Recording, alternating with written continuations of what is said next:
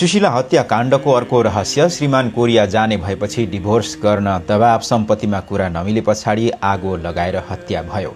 कोरियामा रहेका श्रीमानकै हत्या योजना हुन सक्ने प्रहरीको आशंका रहेको छ। सिन्धुलीको कमलामाईमा आगो लगाएर हत्या गरिएकी सुशीला बमजनको अर्को भित्री कारण खुलेको छ। सुशीलाका दाई भीमबहादुर घिसिङले दिएको बयान तपाईलाई सुनाउँदैछु। उनले भनेका छन्, बहिनीलाई छोडपत्र गर्न दबाब दिँदै आइएको थियो त्यो परिवारले। वैशाख 7 गते 2067 सालमा बहिनी अर्थात् सुशीला र मामाको छोरा अर्थात् ज्वाइँ सूर्यबहादुर बमजनसँग मागी विवाह भएको हो। यहाँ साइनोको कुरा म तपाईलाई क्लियर गरौँ। सुशीलाका बुबा र सासू एउटै आमाका सन्तान हुन्, दाजु बहिनी हुन्। तामाङ समुदायको रीतिरिवाज अनुसार मामा चेला सूर्यबहादुर र फुफू चेली सुशीला बीच विवाह भएको थियो। मामा चेला र फुफू चेली बीचको विवाह सम्बन्ध तामाङ समुदायमा सम्भव हुन्छ र विवाहको 5-6 वर्षसम्म बालबच्चा नभएपछि परिवारले छोडपत्र गर्न दबाब दिँदै आएको थियो। डिभोर्स गर्ने र अर्को बिहे गर्ने भन्दै बहिनी फिर्ता लैजानको लागि माइती पक्षलाई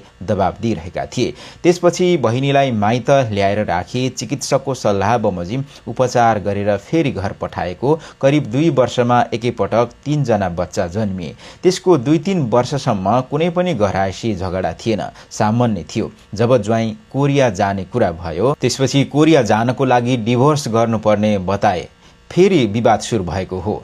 हामीले डिभोर्स गर्नै पर्ने भए सबै जायज यथा बहिनीको नाममा गरिनुपर्ने भनेपछि डिभोर्स हुन सकेन।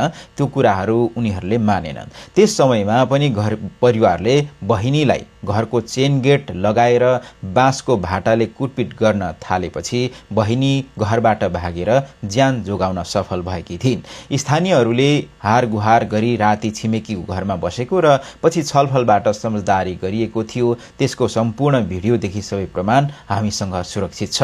तैपनि सासू ससुराले बारम्बार ज्यान मार्ने धम्की दिने र कुटपिट गर्ने गरेको बहिनीले सुनाउने गरेकी थिइन्। हामीले छलफल गरी समाधान गर्ने गरेका थियौं। पछिल्लो समय उनीहरूले समुदायका नागरिकसँग बोल्न पनि नहुने, फोनमा कुरा गर्न पनि नहुने जस्ता यातना बहिनीलाई दिँदै आएका थिए। सुशीलालाई 6-7 वर्षदेखि नै सासू ससुरा र नन्दले निरन्तर मानसिक तथा शारीरिक यातना दिँदै आएका थिए। खान लगाउन नदिएको, मोबाइल प्रयोग गर्न नदिएको आफन्तहरू बताउँछन्। करिब 2 महिनादेखि भने नन्द मीनाले सुशीलालाई सिधै मार्ने धम्की नै दिएको र सुशीलाको बहिनी सम्धी बुबा र भाउजू निर्मलालाई यो विषयमा जानकारी गराउँदै आएको आफन्तले बताएका छन्।